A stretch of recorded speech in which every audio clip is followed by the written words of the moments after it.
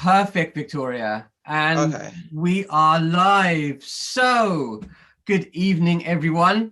Welcome to the fourth in our conversation series, The Fightback, which profiles social entrepreneurs who have played a leading role in tackling the social and environmental fallout of the COVID-19 pandemic. My name is Dr. Patrick Patak, and I'm the director of the Social Impact Lab, the University of Southampton's community for students to gain knowledge, build skills, and learn from experience to lead sustainable social change. This evening, I am so delighted to welcome Victoria Ugwoeme. Victoria, I heard Hello. that's good, right? Did I get It's that a, right? yeah, you tried. You did I well. tried. Victoria is the founder of Feed the Community and a respected community leader and activist in Southampton who actively participates in various community volunteering roles. Victoria is passionate about upholding strong social values through the understanding of cultural diversity and has a strong desire for change. She aspires to be a positive influencer in her community by speaking up for the voiceless. The Feed the Community project provides local residents with free access to fruit and vegetables to help contribute to a balanced diet. This project has proven to tackle hunger and reduce food waste, with many residents spreading the good news to others in the community. Her vision is to create a bond that glues communities together through food and aims to educate young people and families to have a better understanding of culinary skills, diet, and the preservation of food. For the future, Victoria aims to create a community garden where young children can develop and harvest food items. She believes that through food education, we can tackle hunger and inequality and nurture a healthier community. Victoria, welcome to the Fight Back. Great to have you here. Thank you. Good evening, everyone. And it's a pleasure to be on here today. Wonderful. So I want to start by asking, a question we ask everyone. How have the varying phases of lockdown been for you? It kind of feels like we're coming out of it very slowly, but it's been a year, hasn't it? How has it been for Yes. you? Um, the different stages of lockdown has been quite different. And in that, at first it was a shock to the body where you're told you can't go out. You're thinking, oh my God, you mean I can't really go out? But then when we understood we were able to go out and exercise, we're like, oh, at least we can leave the house. And I did that with my family, went for long walks, and even we got to know about our surrounding neighborhood that we never had to know, because most times you get in the car, you drive them to school, or you go to church, or you go to work, and that's it. So I think it's another positive about COVID-19 that we could say we've learned was we're now able to know about the streets around us, and yeah. Amazing. It's great. It's always great that there's a silver lining, even through this very dark and depressing period. And I know you've got a daughter. Do you have you got other kids? Yes, I've got 4 children. I'm blessed with 3 girls and a boy, and they keep me busy and keep me happy. Amazing. And are they all back at school? Those who are at school age? Yes, 2 of them are back at school, and the older ones will be going back on Monday. And Okay. for the youngest, it's so funny. I said to her, "Are you happy to go back to school?" And she said, "Mommy, no." I was like, "Why?" She said, "Mom, uh, during the pandemic, we can stay in bed and wake up later. Now we have to wake up at 6:30 and go to school." Like, okay, that's your reason. And I asked the young boy, "What about you?" He's like, "Yes, Mom, I want to talk to my friends. I want to be able, even if we're not going to be able to kick the balls about, but we can have boys chat." I'm like, "Oh, okay.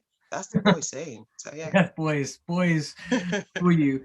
I mean, I guess on a more kind of serious note, there are lots of children whose educational experiences during the pandemic have not been great. And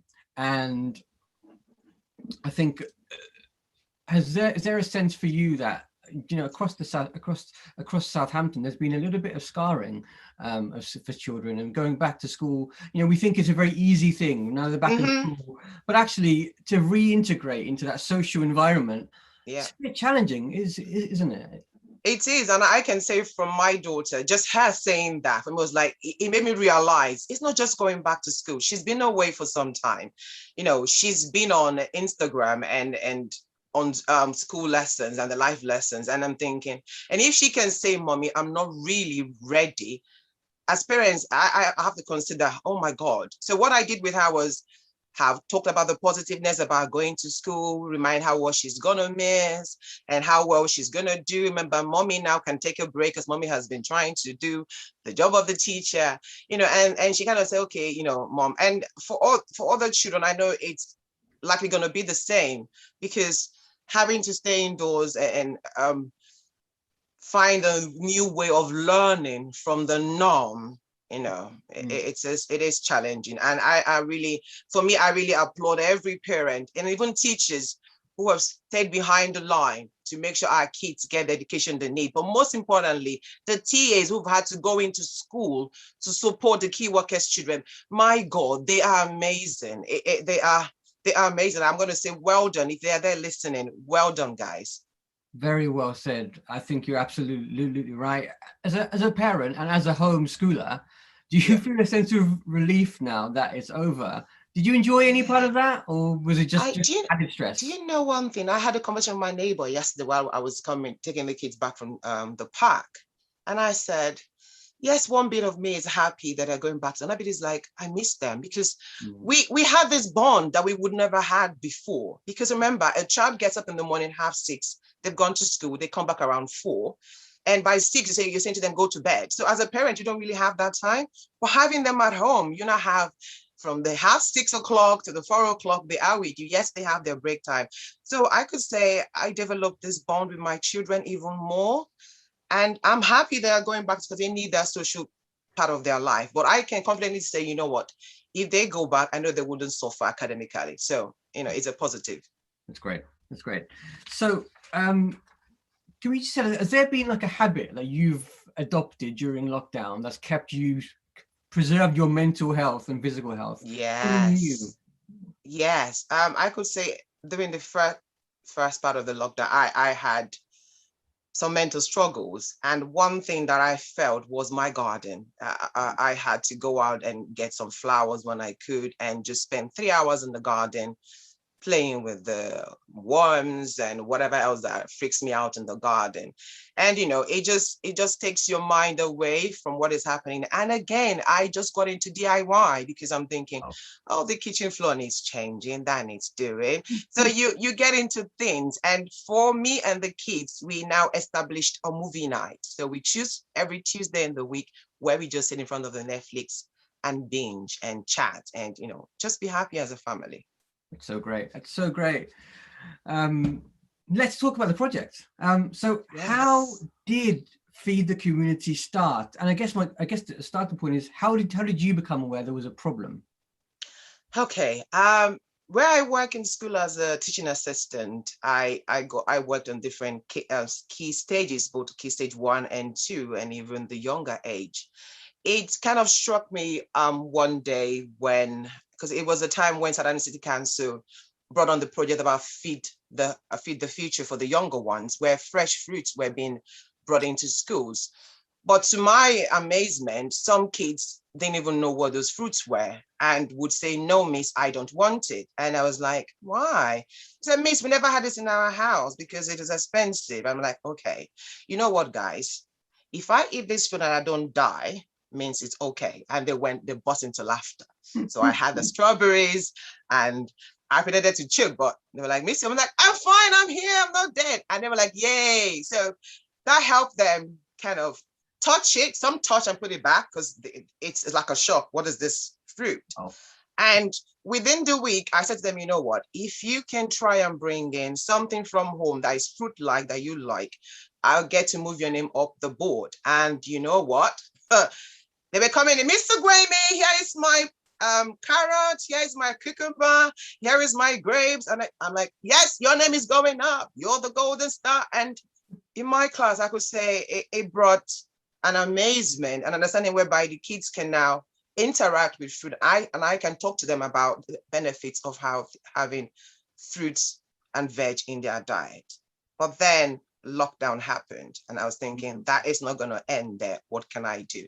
So I spoke to the chairman of our organization. His name, Dr. Sane. He is the chairman of the United Voice of African Association. I said to him, how can I help? I want to do something. And he was like, we are involved in a fair share scheme. Do you want to get involved? Like, yes, yes. So I got involved with the fair share scheme, where I'm able to go to supermarkets to collect fresh fruits and veg that would otherwise have been thrown away because the date is just a day over. Right. So it's like people have this misunderstanding about the best date should be on the shelf, not the date of the food itself. Mm-hmm. So Tesco Southampton were so instrumental in saying, you know what, come along. So I've been going there every Thursday since the lockdown just to get this fresh fruit and veg. And to hear the stories of families sending me texts and saying, because of you, my child can now have fruit snacks with their snacks. So it's no longer just having biscuit or that, but they can have biscuit and grapes. They can have banana added to it, and they now have access to veg. But surprisingly, we had papaya some weeks ago, and the lady was like, what is this? And I took my time to explain to her what papaya is, how it tastes. She was like, I'm going to try this. I'm like, that is the reason why I'm here. Go and try to expose you guys to new varieties of fruit and come back and give me a story of how it went down. And even another lady about avocado pear. I'm like, no, you can have this on your crackers. You can have an avocado, mash it with lime and some salt and put it on your toast. It's like, yeah. I said, yes, you can. So even at the boat club, I'm talking about culinary skills, telling people how they can make use of this wonder fruit that they've never had or seen before. So it's amazing. That's fantastic. Fantastic. When we think about food banks, we think about tin food a lot. We don't think about fresh fruit and vegetables. No. Did you, in the Feed the Community project, did you see when people were coming, did they seem hesitant to take the fruit and veg? Were they going straight for the tin food? And was there a bit of a kind of a education process to get them? Because I when I go shopping, I look at the baskets for food bank and I mainly see tin food. So when I went into this, I wanted to say, no, well, Victoria, I'm not doing that. I'm doing something different. I need to bridge that gap where people can have access to fresh fruits and veg. So for us in Feed the Community project, we're all about having fresh fruits and veg. And, you know, when we do have donations of tinned food, it's a little one. And when the residents come, I said to them, you know what, you can use this broccoli, add it to this, you know, make a nice soup with a tomato in it. So I'm able to educate them on how to combine both the tinned food and the fresh fruit. So that way they can also become more confident in saying, you know what, I can try that fresh fruit. It doesn't have to be the tin one. But in Feed the Community, I really want to promote fresh fruits and veg, because I believe it's something that would help the young ones grow, but also the adults to also maintain a good diet and health. That's fantastic. Can we just kind of, I know we weren't going to talk about party politics or politics really, but I did want to talk about this issue of pricing. So there's been a lot of debate about the fact that in some cases, fruit and vegetables are, in terms of, you know, number of calories you get, there aren't as many calories in fruit and veg as there would be in tin food. Yes. Do you think that the government should regulate the food industry so that actually it reflects the fact that the nutritional value of fresh fruit and whole food, you know, that we subsidize that so that people don't go for the unhealthy choices, which actually are cheaper. And if you're on a lower income, then, you know, that's what you're going to go for, right? I think you just read my mind. I was having a discussion with a councillor friend of mine. And, you know, I just don't think the government should be doing this because they are the one controlling all these prices. If I were in such position, that would be the first thing I would do, because if you really want to tackle obesity, weight gain and all that, and you make the things that would help us have that access to really helping us getting a better diet or habit, I think that should be the main thing, because why would you want to spend thousands or millions of pounds in helping someone lose weight when you can also use that money in subsidizing the price of this food with the farmers, so at least they don't get to lose out because the price is coming down. I personally think the government should really be doing, not thinking. Enough is enough of them thinking. They should be acting now, because, you know, we're looking at America complaining that they're obese. UK, we saying we're better. How are we better if we can help the people that live here to have a better lifestyle. And this brings me back to the child in my class who said to me, Miss Ugwoeme, my mom cannot afford to buy a 3-pound punnet of grapes. She rather buys us a packet of crisps to share amongst us because this child has got 3 siblings. So for me, mathematically, it's a no-brainer. But if these strawberries can be reduced down to 1 pound, I'm sure parents will add that to their trolley. So if you look at my feeding community, I said to them, I want a society where food or fresh fruits and veg is no longer a luxury, but a common necessity in our daily diet. It's high time that changes. We can't have fruits being a luxury when we can have it as a necessity provided for all to have. Absolutely, absolutely. That is such a wonderful mission, and just imagine the transformation in our country if that were the case, and people could swap crisps and snacks for fresh fruit and vegetables. It would be immense, wouldn't it? And as you say, it would be amazing. And the burden on the NHS and healthcare, yes, and then mental health, because physical health and mental health are so linked. Wow. This is it's a no-brainer, because sometimes I wonder who is advising these guys. You need to get better advisors, because it's a no-brainer. The NHS is overstretched, and this simple thing, we know the benefits of having green lime in your diet. We know the benefits of having potato in our diet, of having carrots in our diet, only for the younger ones. We know the benefits of having things like grapes in our diet.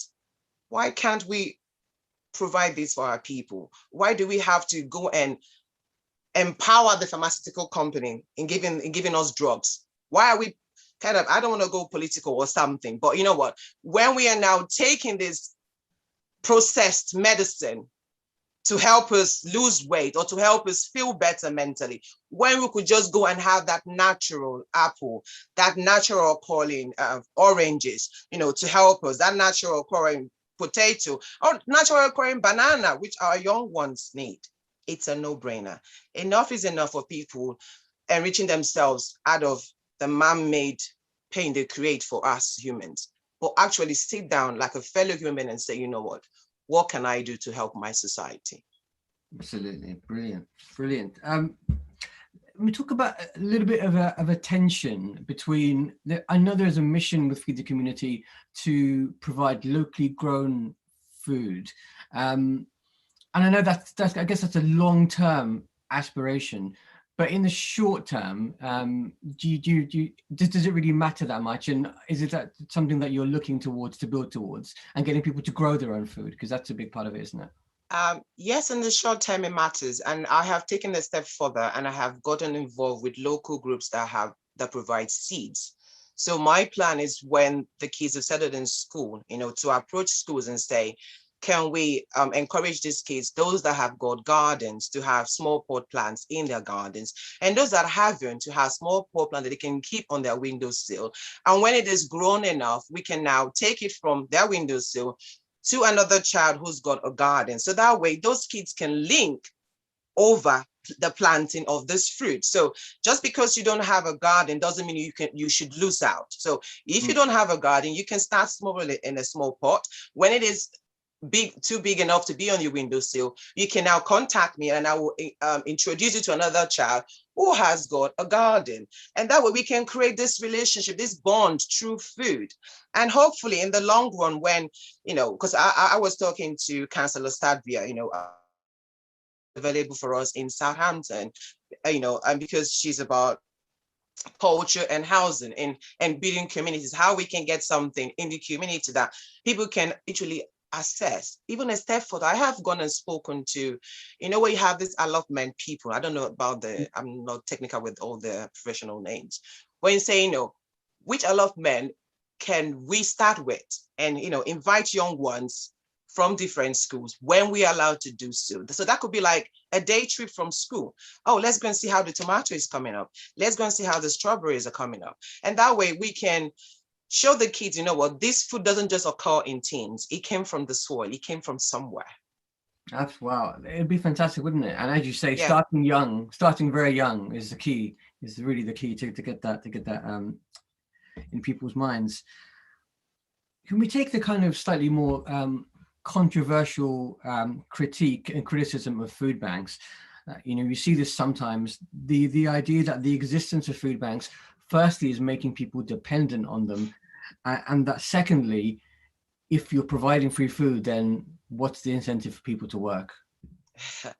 That is really, really a blow below the belt. I've heard that rumor, and it does upset me so much, because I say to whoever is saying this, when you have people who have lost their job during this pandemic through no fault of their own, but now are struggling just to pay their rent and can't have food, the food bank is a life saver, is a lifeline.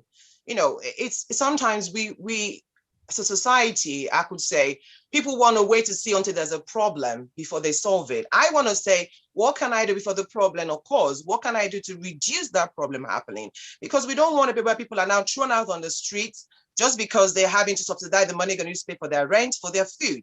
So at least they can have one less thing to worry about: food. I can worry about rent, but I don't have to worry about my food. And as a human being, a hungry person is an angry person. Come on, feed them and let them be happy. Yeah, I think it's just a basic thing that we should. And whoever is there trying to shut the food bank or stop what they are doing, shame on you. It shouldn't be happening. Sorry. Well said. Well said. I suppose this leads on to just a question of, you touched on it in your answer there, was food banks are essential. We need them, obviously. We're seeing demand across Southampton. You feed the community. We're seeing the Community Connect project in Weston as well. Yes. I know Southampton Coronavirus Mutual Aid Group. The group, they yeah. do their own food drives as well. And GEMS, we have GEMS as well. And GEMS, and there's so much happening in different parts of Southampton, which just shows that the need for it is citywide. Yeah. But and they need to continue. But what's the long-term solution here? Because what do you think is the root cause? Is it just generalized poverty, or is there something very specific? Because even for me, I have benefited. The feeding community have benefited so much partnering with the Big Difference, because the Big Difference is another big organization in the city which has really helped us in accessing this fresh fruits and veg. But when you look at it, you ask yourself, why are people having to go to food bank? They do not have the money. It's not accessible. The food price is too expensive. If we can tackle that, sometimes, I look at UK and we say, oh, we're better than Africa. Oh, Africa, there's poverty. But come on, UK, on the streets of here in the UK, people are queuing miles to access food. That should make us wake up and think, what are we doing? Gone are the days of those glory. What about now? What are you doing to help your society? So it's yes, the food bank is there to help people get on. But other than that, we should look at things like you've mentioned, food pricing, making it affordable enough. Yeah. Accessibility of this food, and more or less networking amongst ourselves. Because what I've noticed that this one is going off doing one thing, another thing, and there's no better communication. We should communicate on how this food is being processed, how it's being distributed. And empower people. If you're saying somebody is becoming dependent of food or becoming lazy, okay, can you through this food employ them? I'm sure they want to work to have their daily bread. It's not all about maths and English. It should be about people's skills, human skills. It should be about apprenticeships, entrepreneurs, coming into business, empowering people. So those people that feel kind of, oh, I don't know how to do maths and English, but I know how to help cultivate the ground. If you look at us, England, we're like a tax nation. Where is our green city? Where is our green lands? I'm sure people will want to be part of the community and either helping out in allotments to cultivate local food. But most of it, let's take it worldwide. Let's look at employing people through food as a country, as a nation. And I'm sure that way, that person who you think, or whoever it is feeling grumpy about not work, I'm sure will want to work to get food on their table. Yes, indeed. Love that. Food Britain. That's our post-Brexit vision. A country for food, a food growth. Yes. This is fantastic. For those of you who've just tuned in, this is the Fightback from the University of Southampton's Social Impact Lab, and we're in conversation with Victoria Ugwoeme, talking about her work addressing food poverty in Southampton through the Feed the Community project. Remember, we will have time for questions and comments, so do post your questions and comments and we will get to them very, very shortly. Let's change tack a little bit, Victoria, if that's okay. Recently, Southampton has been rocked by the really vicious attack on Dr. Pen Wang. Can I ask, firstly, how did it make you feel? To be sincere, for the first 3 days after hearing that I was sick, I was unwell mentally, because as a person who comes from an African background where I have gone through this torture mentally of people calling me names or prejudice being shown against me. And I even when I made my speech at the Southampton Stand Up to Racism online event, I say it is one thing for you to use your words verbally, verbal torture, and that's mental torture. And then to physically add on that, physical torture, that is 2 blows too many. As a society, we need to be very, very cautious about how our actions affect the other person around us. What happened to Dr. Wang is horrible, and it shouldn't happen in a city that promotes itself as a cultural city, as a diverse city. What is cultural? What is diversity? Diversity is about having different kinds of things coming together, building a uniform and a bond. I always say we need to be, in this journey of diversity, become tolerant, understanding. If there's something about my culture or someone else's culture you don't understand, be open enough to ask the question. Don't assume, don't become biased and try to put people or other people in a box. And yes, I was down for 3 days mentally. It just brought me back to George Lloyd Floyd's death. That hit me for like a week. I couldn't get involved in my community activities because I was shocked again. And and I'm thinking, for me, yes, I may not say it out there, but the mental torture has been so hugely imparted. And I was so happy when Southampton Stand Up to Racism, of which I'm an active member, said, let's do something. And within 24 hours, we came up with what we're going to do, and the video went online. So for me, it shows that people are not happy about this and want to do anything to help. And look at our Southampton Stand Up to Racism group. We're diverse people there. People from different backgrounds are in there. So it shows, let the few not spoil what the many can do. Those few, let's root them out. Let's say enough is enough. Let's say we will not tolerate this in our city. We don't have to wait until we become like London, where young people are afraid, where they've now been socially smeared as perpetrators of evil. We can't have it. We know Southampton is becoming the next largest city here in the UK. Come on, Southampton, come on, City Council. We can do better in tackling racism amongst us. We can do better in tackling institutional racism, even in the workplace, even on the road. Come on, people. I know. I would rather see someone and smile at them than think negatively. I don't have to know you, but I'm sure that when I smile at you, you will smile back at me. Smile doesn't cost us anything. Let's be kind. Yeah, that's great. Let's be a kind city. Before anything else, what do you think needs to be done now? Because obviously, after the attack on Dr. Wang, people of color in Southampton don't feel safe, especially being outside. In certain parts of Southampton as well, and we do know that in Southampton there is this real kind of division between the West and the East, and the predominance of BAME communities in the West rather than the East. What do you think needs to be done in order to make people of color feel safe now? I would say to communities, you don't have to be scared, because once you become scared, then they have won. We have to go out there. All I have to say to you now is we've now created a platform whereby if you see such a thing, report. Don't be scared to leave your home. You have as much right as anyone to be on the street. You have as much as anyone to use the path, to get on the bus. You can't be a slave in your own country. You need to move out. So all I encourage you to do is when you see it, call it out. Pick up the phone, report to Southampton City Council, message us on Southampton Stand Up to Racism Facebook. We are also looking at having a race center in Southampton here because it is needed, where people of different minorities, different backgrounds can actually go and feel safe enough to talk about their own issues. We know the police are doing their best, but we don't really want to go to the police. Police should be like as a last resort. We have community leaders who are able to help us. But then we also need somebody in the council who can help us.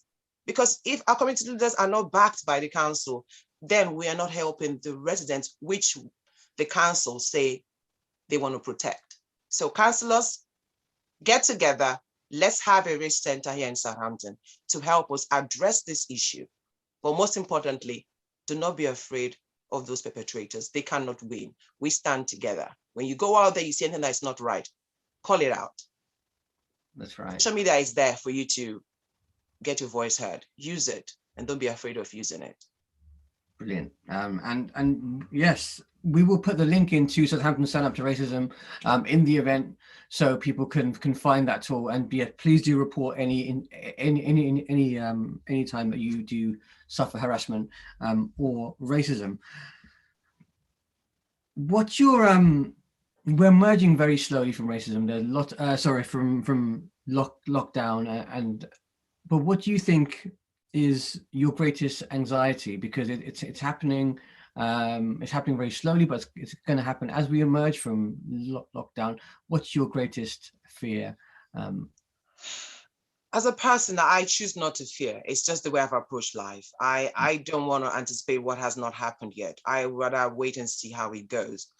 But like I will always say to people, your confidence, your mental health is important. Protect it. And there are people out there, community leaders, who are able to help, even your neighbor. Because I remember when I was so down, it took my friend to call me over Zoom. We had to do Joe Weeks over Zoom.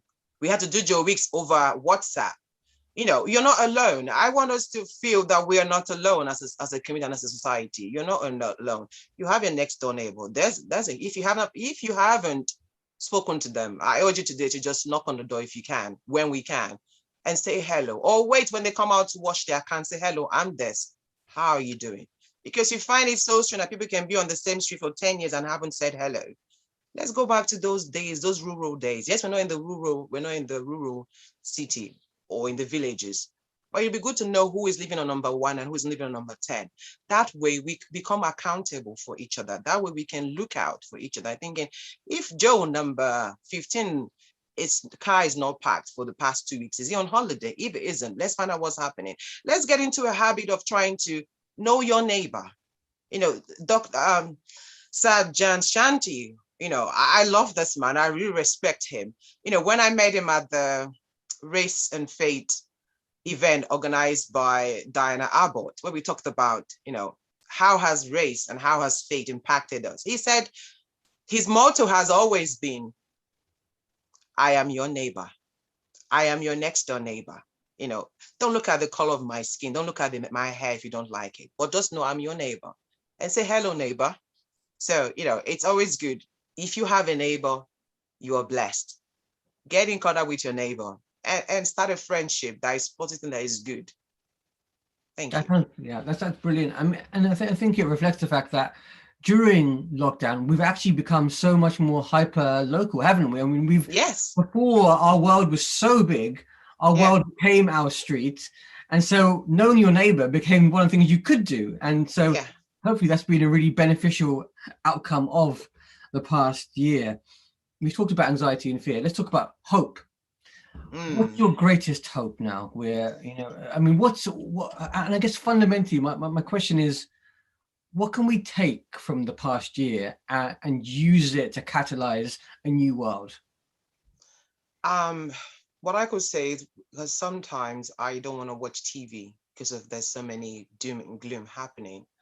What I could take from there, if this government are really, really serious about empowering people and helping them get back on their feet and get into work, I should say they should put their mouth where their money is.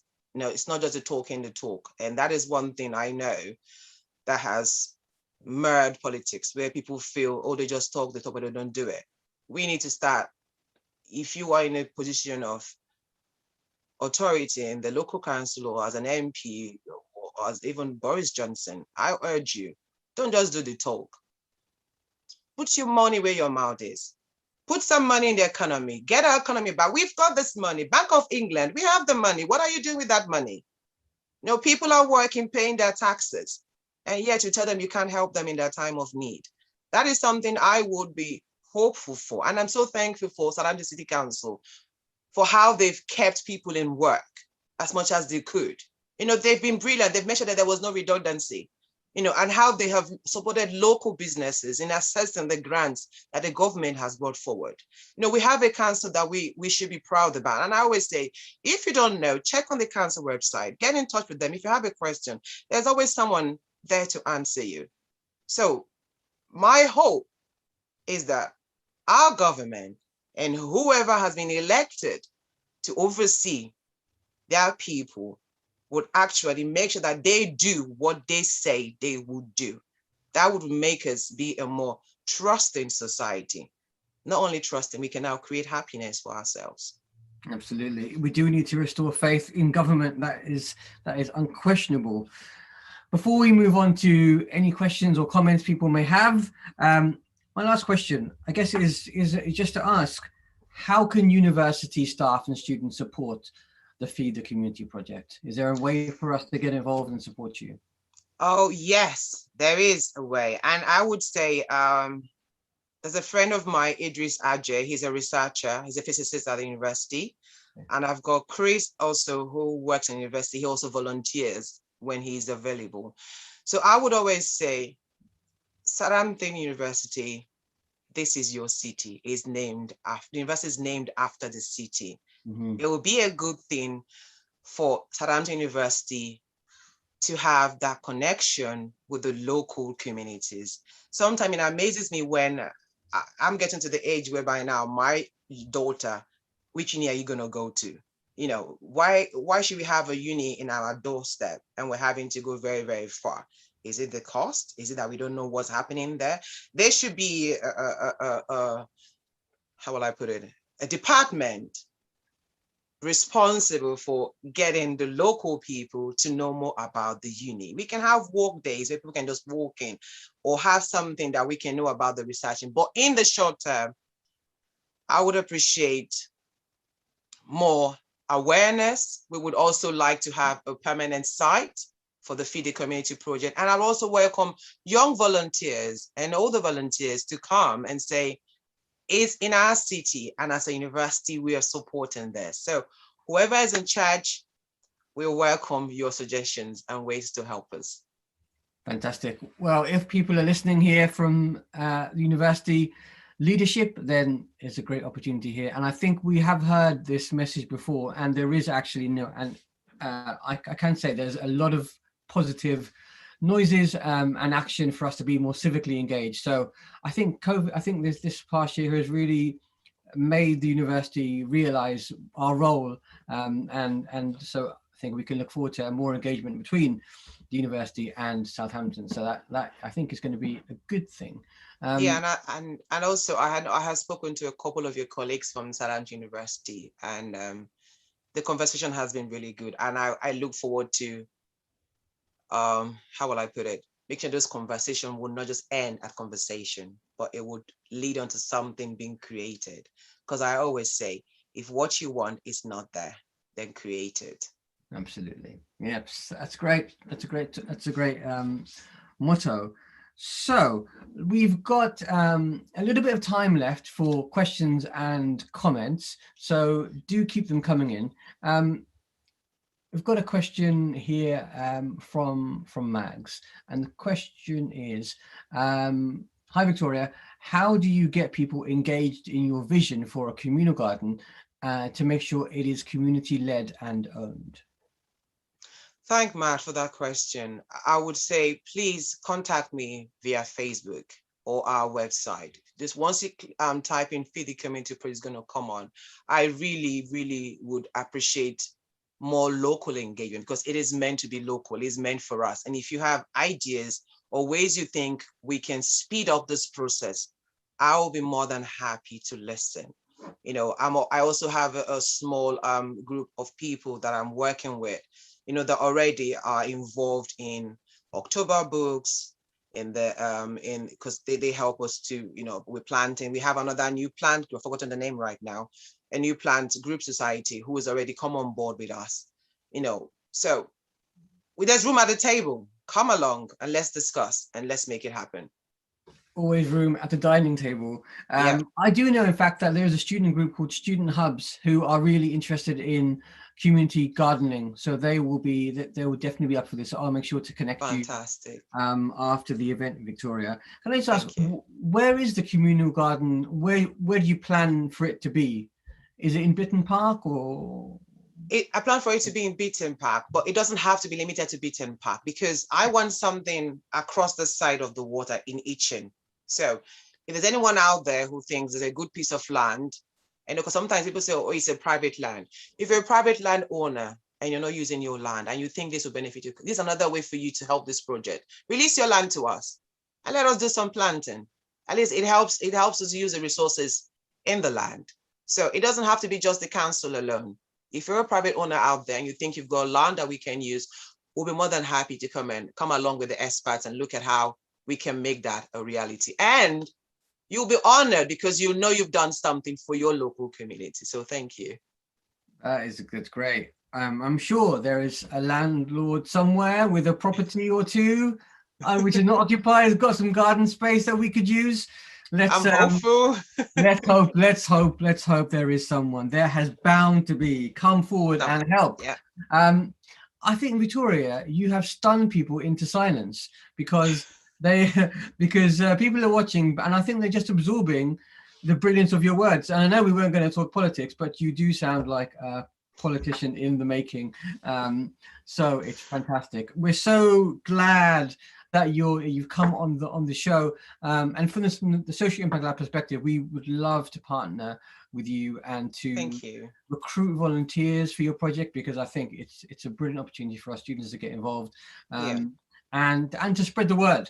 It's what we do. So those are two promises that we will make to you, and I really appreciate that. No, it's a like I always say on my post, like and share. Let's use the power of social media. It doesn't cost you anything. It doesn't mean you have to go out there. It's just you're in your room or in your lounge, or even in your kitchen. Once you see anything come up from Feed the Community Project, like, share it. It's easy. It is easy. It's very easy, and it's the least people can do. Do. So sadly, very sadly, we've come to the end of today's event, but you can watch all of our previous videos, including the entirety of this series and our portal series, on our Facebook page and on this YouTube channel. In fact, just search for videos on Facebook, or here you will see playlists for the Fightback and for the portal. You can find Feed the Community on Facebook, but you can also find Victoria on Facebook, on Twitter, and even on LinkedIn. And also Southampton Stand Up to Racism. It's on Facebook, isn't it? Is that the best? It is on Facebook, and you can also find me on Instagram. I'm on all the Instagram as well. I am on Instagram. I'm all the social handles. You know how to play the social. Yeah, because I'm the project lead for all the African descent in Southampton, either through marriage or by natural birth. And they said to me, oh, miss, we would love to have an Instagram. I'm like, I'm all right, guys. If that's what you guys want, it's fine. So we have an Instagram, and it's called Tuva Youth Voice, where I encourage young people to voice out how they feel about the society and what they want to see happening in that society. Because if we are really serious about the children that leaders of tomorrow, we should really listen to what they say they want, so that to make their future easier. Because as a mother, I would want to do what I can to make sure that when my child gets to that age whereby they can be independent, they can do it gracefully. They can do it without being afraid. So Come on. Our youths are telling us what they want to see. Let's help them make it a reality. Amazing, amazing. And of course, Tuva, we have links to Tuva as well, and they're on Facebook, which you can find. Just before we go, I want to read out just a few comments, because there aren't questions, but there are comments.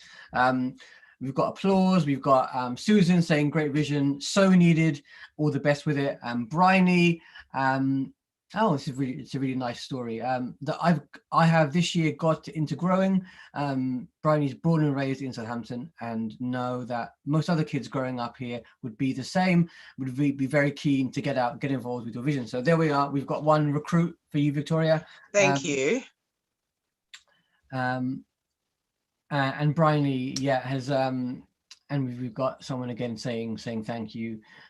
So good. It's a great start, and let's grow this. Let's grow this community. Let's grow this. Yes. To feed Southampton with healthy food and locally grown food. That's about it. We will put all the links that we've talked about in this event in the event on YouTube and also on Facebook. If you're new to the Social Impact Lab, please subscribe to get latest updates from us and our partners, like Feed the Community, and new opportunities to get involved if you're a student by visiting our website, sutton.ac.uk/SI Lab. Victoria, thank you so much. A round of applause from me. Thank you. Our team, and for everyone watching, thank you for taking your time out to hear this conversation. Until the next time, do look after yourselves and join us in building a new world in which we can all thrive. Good night. Thanks, guys. Bye, everyone. Have a good evening.